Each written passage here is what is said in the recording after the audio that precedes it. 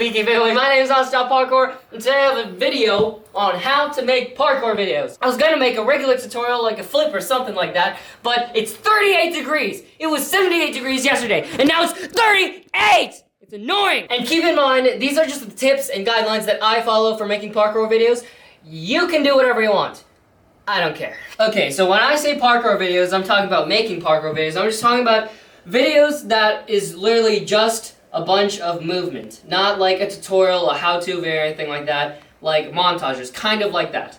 So, there you go. Now let's get started. So before you even think about making any type of parkour video, you're probably thinking about, do I need the right equipment, things like that.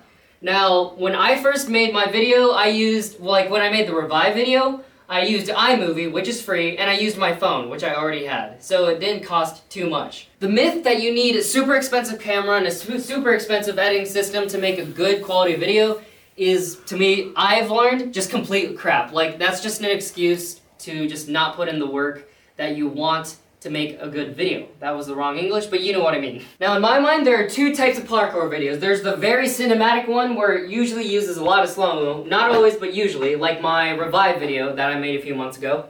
Just because we're not alone, you echo words you've heard. You let me go just to watch me discern.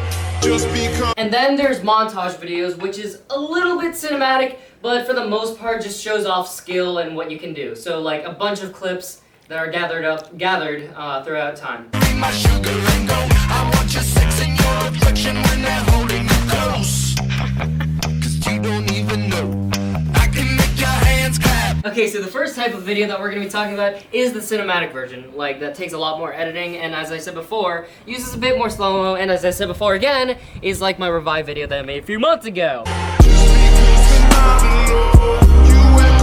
Okay, so the first type of video we're gonna talk about is the cinematic version. So the first thing you want to think about when making this type of video is all of the planning, like where you're gonna do it, like what time do you want it to be, day and night, how long do you want the video to be, 2 minutes, 5 minutes, and the most important for me is finding the right song. You don't want to find a song afterward, you want to find it before you do all the parkour. Okay, now this part, trying to find the song, is usually for me what takes the longest because I just am a perfectionist. If it just doesn't sound right at any point of the song, I just ditch it. So it takes me a while to find the right song. That's an advertisement. Too sad. Copyrighted. Copyrighted. This looks good! I definitely didn't plan that. Okay, so you need to make sure you know what type of song you want. You want it to be upbeat, you want it to be more deep, more sad, or like, what do you want? So also you need to think about whether you want it to be copyrighted or not. A copyright strike is something that will actually hurt your YouTube channel. If you get 3 copyright strikes, then it will just completely delete your channel. Copyright claims, however, do nothing to your channel. It just means that you can't make money off of the video. It takes a lot of copyrighted songs for you to use to get an actual copyright strike. So that's one thing to think about, whether you want to be able to monetize your video. Okay, so after you figure out all of that good stuff, the when, the what time, the what song, you need to figure out the why. Do you want there to be a storyline to the parkour video, or just a full-on, hey, I can do all these cool moves, look at this video? If there is a storyline, then you need to think of an intro and an outro to be able to establish specifically what you want to get across through that storyline. So for example, when I made the Revive video, I wanted the general idea to be that when there isn't movement, there isn't life in that abandoned building,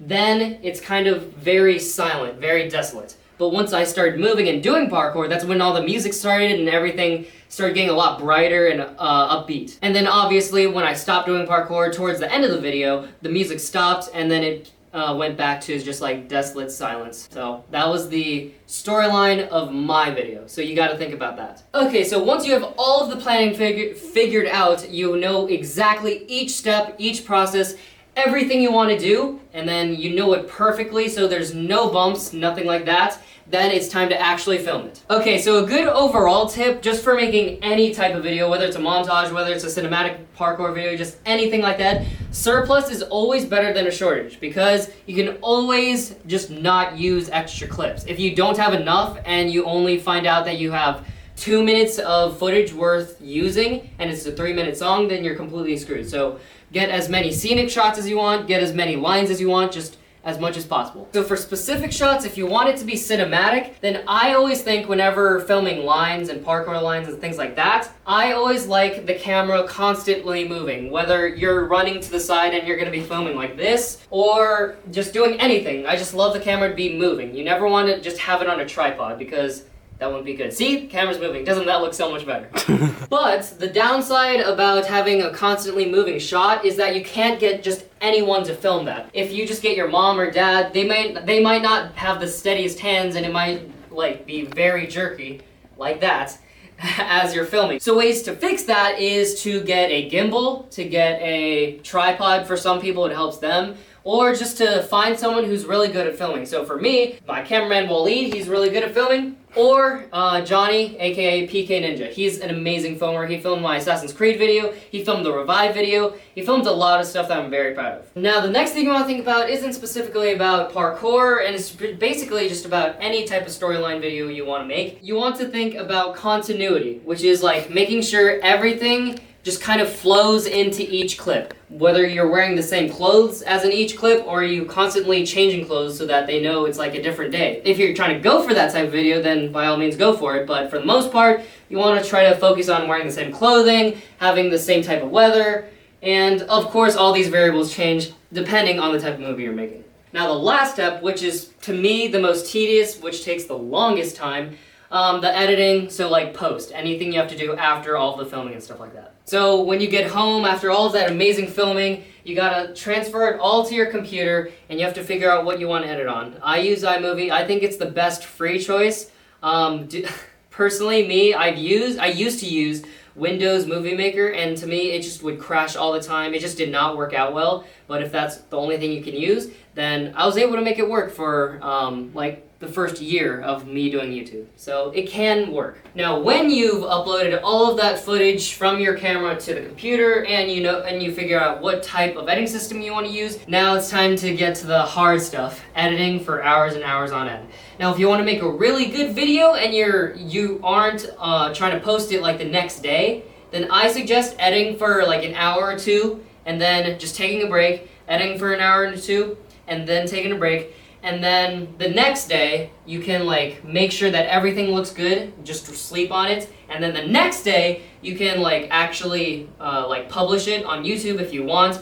But I usually take one day to edit everything all at once, the second day to make sure everything looks good, and then the third day to publish. So it's a pretty long process, but it's definitely worth it to me. Because if you try rushing all the editing and stuff, you will just kind of come out with something that you're kind of proud of, but you know you could do better on. Now for specific editing tips, I always love lining up the beats. It definitely takes like probably 3 times longer than if you didn't focus on lining up beats, but it definitely looks much better. Now, when I mean lining up beats, I mean each time there's a beat change or you hear a bass drop or something like that, that's when the clip changes, or that's when the slow-mo starts, or that's when a change occurs in the actual video. Okay, so now speaking about slow-mo, that's another thing I need to talk about. When I first made my first video, I used slow-mo on every single flip, that it just started not to look as good. So you want to try to blend in slow-mo without using too much or too little. So if you have 3-minute video and you only use slow-mo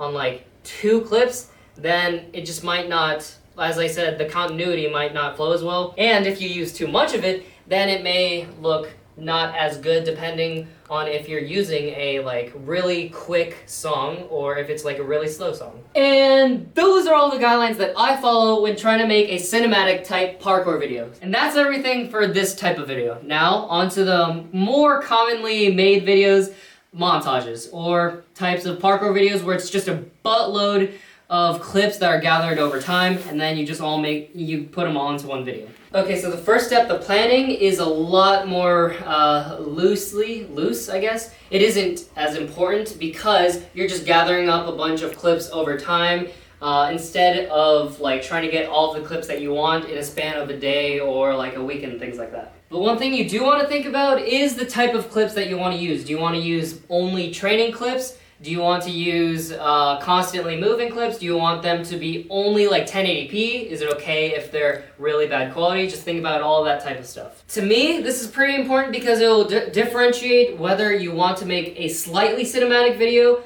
just less story and just more look how much I've progressed throughout the years, or just a full-on just raw footage type training video where it doesn't matter if the footage is really shaky, if it's like moving or not, if it's on a tripod, if the quality is bad, so you just want to think about all that stuff. So for trying to find a song specifically for a montage type video, it's going to be pretty hard because you don't know what type of clips you're going to be getting because you're just constantly getting more and more over time. So I usually just try to find one that I like after I decide to make it. I do all the filming first and then find the song, opposed to making a cinematic video where I get the song and then make the video. And that's basically all the things I think of when making any type of parkour video. So there's the two types of videos, making a montage or cinematic type parkour video, and then there's the 3 steps for both of those videos. The planning, like when, where, all of that type of stuff, the actual filming, like the action type stuff, and then the post, editing and everything like that. So that is everything for this tutorial. So once again, I'm sorry for not making an actual tutorial on some type of move or flip, but you know, Ohio weather sucks. Anyway, please remember to like, share, subscribe, and ring that notification bell button. Also ring the notification bell button because I'm making a vlog right now, as we speak, with Wally, which I'll be posting in 2 days. So I'll see you next time. PK person out. Hey guys, Non-Stop Card Tricks here, and we're in Missouri.